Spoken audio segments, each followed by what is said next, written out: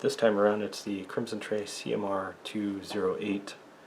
I think I've said that in all three videos, so I really hope that's the right model number there. This is a tactical light from Crimson Trace. It's not a laser, it's not a light and a laser, it's just a light. So this I would say is in direct competition with Streamlight and Inforce and whoever else is putting out lights there. I've used the Inforce one and I really like that one, but I ended up liking this one just a little bit better because it can be positioned to where the paddle switches are just a tiny bit easier to reach on a gun like this with a large trigger guard there. So, alright, so this is a 400 lumen light, and you can see not a lot of thread, pretty fair amount though. And you can see it's, I don't know if you can see that black,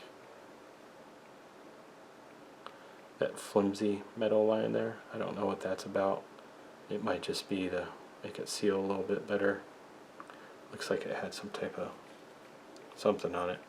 And this one also, like the Inforce APL, also uses just a CR123A battery. This one goes in button towards the bezel though. That's pretty nice. You can see inside sort of there. Yep, you can see inside sort of. There is a little bit of crenulation to the bezel, although I don't really know if that's for any reason. And of course, since it's Crimson Trace, they had to put the red line on here. I mean, that's kind of, for them, it's almost like Olight with the blue color on everything. So you can see single slot screws into that little square there. So on the Inforce, I don't recall it ever happening, but on this one, if you're not careful, this will pop out, and that does matter because that is what the screw actually screws into. So if you drop that, you need to pick it up. Otherwise, you're not going to be able to put your light back together. So your modes are, you got momentary, just hold it down. I'm only holding down one there. And this works from either side. So if you hold it down, that's momentary. If you tap it, that's constant. Either side. To change modes, this one does have some modes. The Inforce is one mode only. So you've got high, low, and fast strobe, which is bothering me. Okay, so there's your high. So you can see it's significantly different. And then fast strobe. Whew, camera can't keep up. Alright, so does it have a physical cutout like the Inforce? Okay, not so much. You had to turn that, what was that, 2 full turns, 3 full turns to get to it, but you can see it is still basically closed, so you're not going to lose your battery. It's not loose or anything. The Inforce was, I think, a quarter of a turn, something like that. So it does still have it though. And what about this? What's this all about here? Alright, so you can see here you've got these 2 screws there, and this part slides forward and back, and it comes with this tool. So I'm going to take care of that so I can show it to you, but I can't show you how to do it because that's instructional.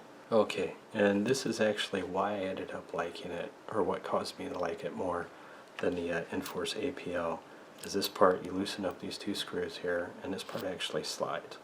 So this is your little rail fit there. You can slide it back, and it just lets you customize which specific rail slot you have there. Okay, so you can see how it allows for some customization there.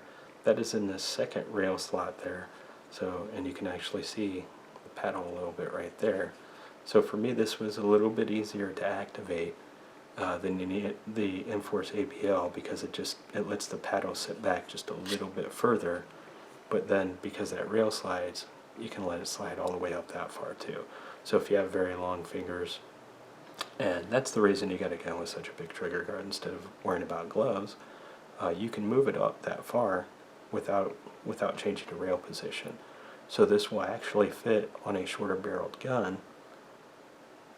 It only has 2 rail positions, you know, assuming they're in about the same place. It's supposed to be fairly standardized, and then you can slide it back that far. So it's actually a pretty substantial adjustment there, you can see. So my finger easily hits it there, completely out, completely away from the trigger guard there. So it allows for a lot more customization of position, and I really liked it, and that is what made me like this better than the Enforce APL. Okay, so I'm looking at their site now, and they are saying that the high mode is 420 lumens, and the low mode is 110 lumens.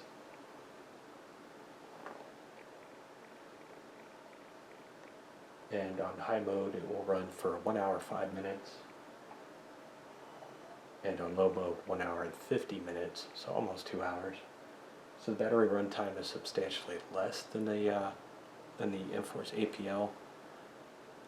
So you will have to keep an eye on your batteries a little bit more.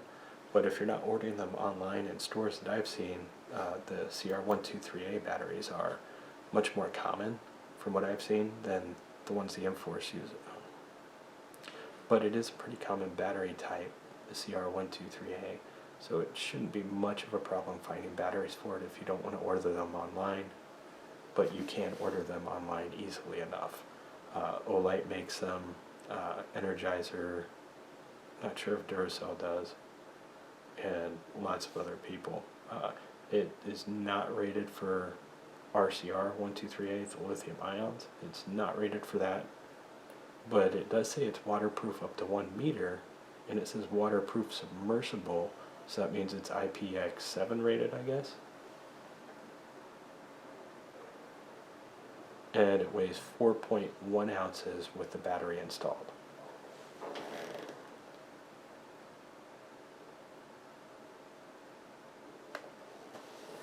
It also says that it will fit not just rifles, but it will also fit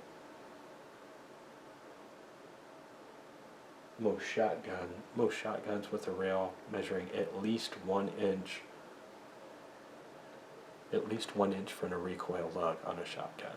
So, alright guys, so there you have it, Crimson Trace Tactical Rail Light, Railmaster CMR 208.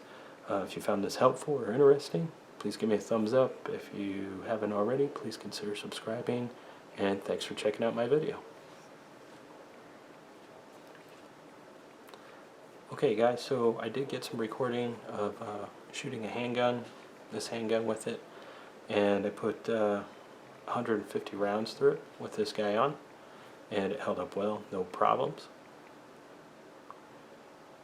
So I'm pretty happy with it, and not sure what I'm going to do with it yet. I might keep it, might sell it, not sure. Maybe I'll give it to a gift for somebody at someone's Christmas. So I'm not real sure what I'm going to do with this yet. Alright guys, so I did manage to put 150 rounds through this gun, 9mm, with this light attached to it, and I had 0 problems with it. I do have some video of it on a handgun, and I'll put that here, and then I've got a beam shot to compare it to the Enforce APL. It looks like it has a little bit of a different beam profile. I don't know how much that's going to matter to the average user. I guess if you're using it to, you want something higher intensity to blind people, that would matter. So the video I will speed it up. I did also attach this to a rifle today. So the handgun was about a month before this recording today, and then today I put what did I say? It was 180 rounds of 223 through a rifle with this mounted. I was not able to get video of the rifle, of this on the rifle, but I had this and a Crimson Trace light and laser combo, and then the Enforce APL were all mounted on the rifle at the same time. So looked pretty ridiculous, but was easy. It was fun. Ridiculous, but fun. So I'll post that. If you haven't already, please consider subscribing. If you found this helpful or interesting, give me a thumbs up. Any questions, put them in the comments. I'll leave a link to the Crimson Trace website so that you can check out the paper stats for this yourself. Thanks for watching, guys. See you next time.